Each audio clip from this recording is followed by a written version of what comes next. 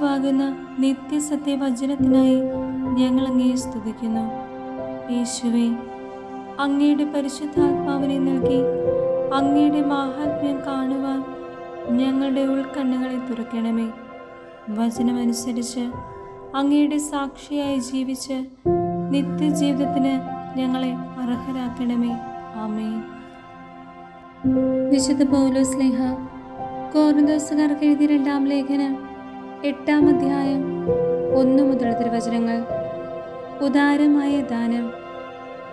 സഹോദരരെ, മക്കെദോന്യയിലെ സഭകളിൽ വർഷിക്കപ്പെട്ട ദൈവകൃപയെക്കുറിച്ച് നിങ്ങൾ അറിയണമെന്ന് ഞങ്ങൾ ആഗ്രഹിക്കുന്നു. എന്തെന്നാൽ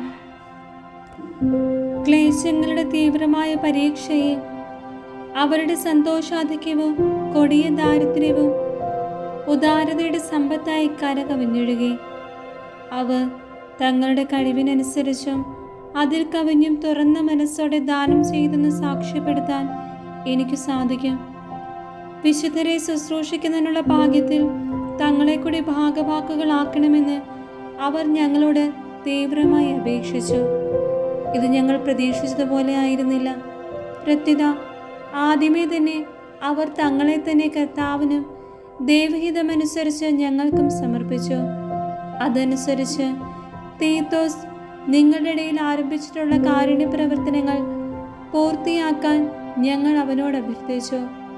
നിങ്ങളെല്ലാ കാര്യങ്ങളിലും വിശ്വാസത്തിലും പ്രഭാഷണത്തിലും വിജ്ഞാനത്തിലും സമ്പൂർണമായ ഉത്സാഹത്തിലും ഞങ്ങളോടുള്ള സ്നേഹത്തിലും മികച്ചു നിൽക്കുന്നത് പോലെ ഈ കാരുണ്യ പ്രവർത്തനങ്ങളിലും മികച്ചു നിൽക്കുവിൻ.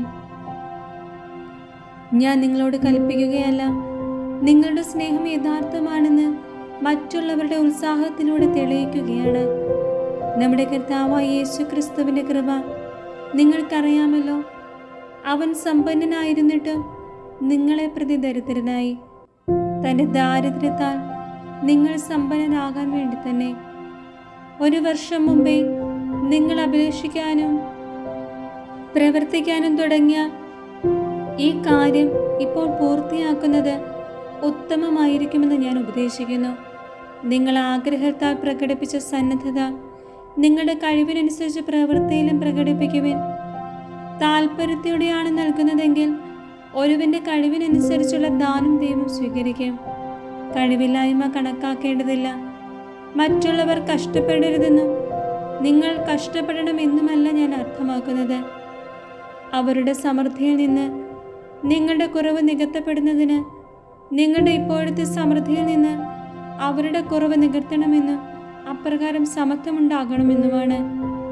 എഴുതപ്പെട്ടിരിക്കുന്നത് പോലെ അധികം സമ്പാദിച്ചവന് ഒന്നും മിച്ചമുണ്ടായിരുന്നില്ല, അല്പം സമ്പാദിച്ചവന് കുറവുമുണ്ടായിരുന്നില്ല. തീത്തോസും സഹകാരികളും നിങ്ങളെക്കുറിച്ച് ഇത്തരത്തിലുള്ള ആത്മാർത്ഥമായ താല്പര്യം തീത്തോസിന്റെ ഹൃദയത്തിൽ ഉദിപ്പിച്ച ദൈവത്തിന് ഞാൻ നന്ദി പറയുന്നു. അവൻ ഞങ്ങളുടെ അഭ്യർത്ഥന കൈക്കൊള്ളുക മാത്രമല്ല, വളരെ ഉത്സാഹത്തോടെ സ്വമനസ്സാലെ നിങ്ങളുടെ അടുത്തേക്ക് വരികയും ചെയ്തു. സുവിശേഷ പ്രഘോഷണത്തിന് എല്ലാ സഭകളിലും പ്രസിദ്ധി നേടിയ ഒരു സഹോദരനെയും അവനോടുകൂടി ഞങ്ങൾ അയച്ചിട്ടുണ്ട്.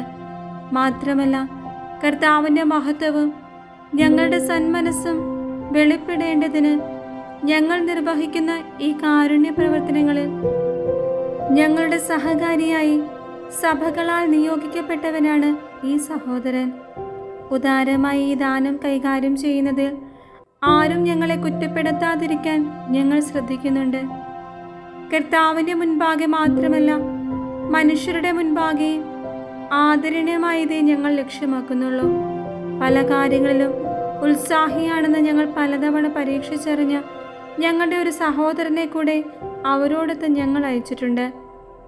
നിങ്ങളിലുള്ള ഉത്തമ വിശ്വാസ നിമിത്തം ഇപ്പോൾ അവൻ പൂർവോപരി ഉത്സാഹിയാണ്. തീത്തോസിനെ പറ്റി പറഞ്ഞാൽ നിങ്ങളുടെ ഇടയിലെ ശുശ്രൂഷയിൽ എൻ്റെ പങ്കുകാരനും സഹപ്രവർത്തകനുമാണ് അവൻ. ഞങ്ങളുടെ സഹോദരന്മാരാകട്ടെ സഭകളുടെ അപ്പസ്തോലന്മാരും ക്രിസ്തുവിൻ്റെ മഹത്വവുമാണ്.